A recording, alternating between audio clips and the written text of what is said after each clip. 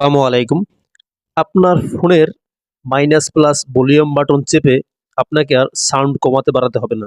আপনার ডিসপ্লেতে টাচ করে দিলেই সাউন্ড বাড়বে, আবার ডিসপ্লেতে টাচ করে দিলেই সাউন্ড কমবে।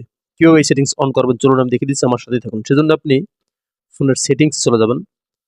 সেটিংসে চলে আসার পর এখান থেকে খুঁজে বের করবেন শর্টকাট অ্যান্ড অ্যাক্সেসিবিলিটি। এখানে টাচ করে এটার ভিতরে প্রবেশ করবেন। প্রবেশ করার পর একটা অপশন পাবেন আপনি এখানে ইজি টাচ। এখানে টাচ করে দিবেন। টাচ করে দেওয়ার পর দেখেন এমন একটা ইন্টারফেস শো করবে। এবার আপনাকে যে কাজটি করতে হবে, ইজি টাচের সামনে যে অন অফ বাটনটা আছে এটাকে আপনি অন করে দিবেন। এটাকে অন করে দিয়ে আপনি এখান থেকে এই যে ট্যাব একটা অপশন আছে, এই যে ট্যাব, এই ট্যাব অপশন টাচ করে দিবেন।